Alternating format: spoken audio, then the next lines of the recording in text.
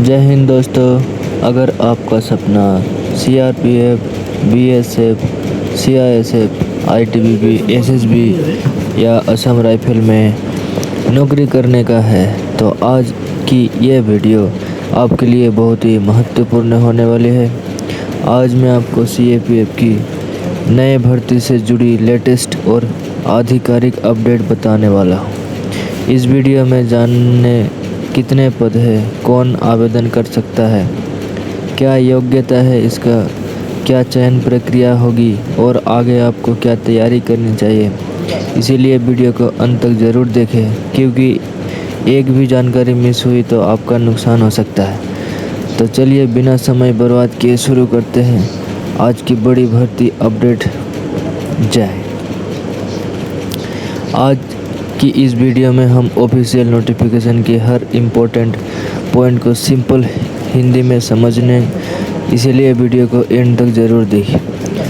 सबसे पहले बात करते हैं एप्लीकेशन डेट की। ऑनलाइन एप्लीकेशन जो कि 1 दिसंबर 2026 से शुरू होंगे और 31 दिसंबर 2026 रात 11 बजे तक फॉर्म भरा जा सकेंगे दोस्तों। एप्लीकेशन फ़ीस जमा करने की लास्ट डेट 1 जनवरी 2027 तक होगी। अगर फॉर्म भरते वक्त किसी तरह की गलती हो जाती है तो एसएससी ने करेक्शन विंडो भी दी है।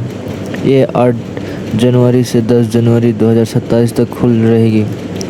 कंप्यूटर बेस्ड एग्जामिनेशन यानी सीबीटी का टेंटेटिव शेड्यूल फरवरी से अप्रैल 2027 के बीच रखा गया है। आप बात करते हैं कि भर्ती कौन फोर्स के लिए होगी। इस रिक्रूटमेंट के माध्यम से BSF, CISF, CRPF, SSB, ITBP एवं असम राइफल और एसएसएफ में कांस्टेबल जीडी की भर्ती की जाएगी। फॉर्म भरते समय कैंडिडेट को फोर्स प्रेफरेंस भरनी होगी, इसलिए अपनी पसंद की फोर्स ध्यान से सिलेक्ट करें। अब बात करते हैं नेशनलिटी की। कैंडिडेट भारत का नागरिक होना चाहिए दोस्तों। असम राइफल के लिए डोमिसाइल से जुड़ी कुछ अलग शर्तें भी नोटिफिकेशन में दी गई है। अब आते हैं सबसे इम्पोर्टेंट पॉइंट पर, एज लिमिट। एज कैलकुलेट करने की कट ऑफ डेट 1 जनवरी 2026 रखी गई है।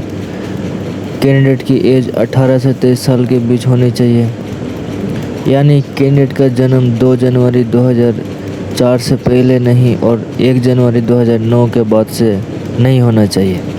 अब बात करते हैं एज रिलैक्सेशन की। एससी और एसटी कैंडिडेट को जो 5 साल की छूट मिलेगी, ओबीसी कैटेगरी को 3 साल की छूट मिलती है दोस्तों, और एक सर्विसमैन को भी नियम के अनुसार एज रिलैक्सेशन दिया जाएगा। इसके अलावा कुछ स्पेशल कैटेगरीज के कैंडिडेट्स को भी नोटिफिकेशन के हिसाब से अलग अलग रिलैक्सेशन मिलेगा। अब बात करते हैं एजुकेशन क्वालिफिकेशन की। एसएससी जीडी के लिए कैंडिडेट का भी किसी भी रिकॉग्नाइजेशन बोर्ड से 10th पास होना ज़रूरी है। डॉक्यूमेंट्स वेरिफिकेशन के समय ओरिजिनल मार्कशीट और सर्टिफिकेट दिखाना होगा।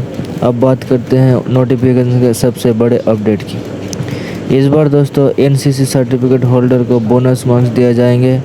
अगर आपके पास एनसीसी सी सर्टिफिकेट है तो एग्ज़ाम का मैक्सिमम मार्क का 5% बोनस दिए जाएंगे, और जिसके पास एनसीसी बी सर्टिफिकेट वालों को 3% बोनस और एनसीसी ए सर्टिफिकेट वालों को 2% मिलेगा। लेकिन एक बात का ध्यान रखिए, फॉर्म भरते टाइम एनसीसी सर्टिफिकेट का ऑप्शन ज़रूर सिलेक्ट करें। अगर एप्लीकेशन फॉर्म में क्लेम नहीं किया तो बाद में बोनस मार्क का फ़ायदा नहीं मिलेगा। अब सिलेक्शन प्रोसेस समझ लेते हैं। सबसे पहले क्या होगा दोस्तों, सबसे पहले कंप्यूटर बेस्ड टेस्ट एग्ज़ाम होगी, मतलब सीबीटी टेस्ट। उसके बाद क्या होगी, शॉर्ट लिस्ट कैंडिडेट का पीईटी और पीएसटी होगा, मतलब फिजिकल एफिशिएंसी टेस्ट होगा। पीईटी और पीएसटी क्वालिफाई करने के बाद detail medical examination, documents verification और फिर फाइनल मेरिट लिस्ट तैयार की जाएगी।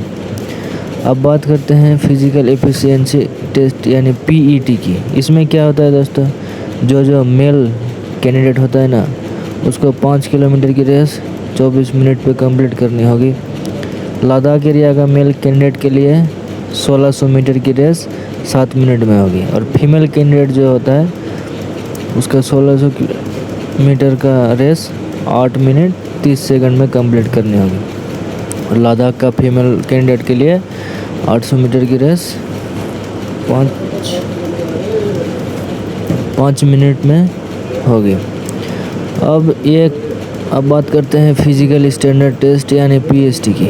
मेल कैंडिडेट की मिनिमम हाइट 170 सेंटीमीटर होनी चाहिए और फीमेल कैंडिडेट की मिनिमम हाइट 157 सेंटीमीटर होनी चाहिए। मेल कैंडिडेट का चेस्ट 80 सेंटीमीटर होना चाहिए, कम से कम 5 सेंटीमीटर का एक्सपेंशन होना, मतलब फूलना चाहिए दोस्तों।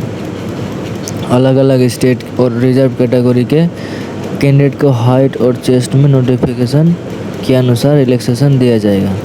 अब बात करते हैं डॉक्यूमेंट्स की।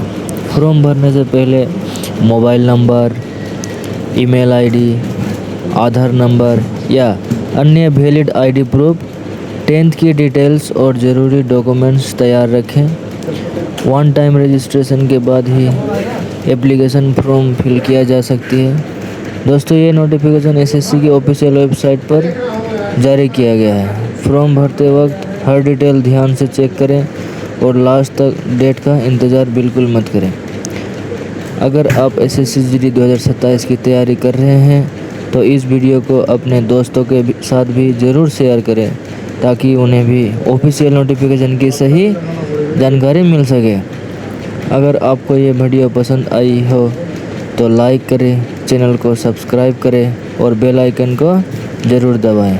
मैं इस तरह SSC GD, CRPF, BSF, CISF और सीएसएफ की हर ऑफिशियल अपडेट सबसे पहले लेकर आता रहूँगा। धन्यवाद। जय हिंद।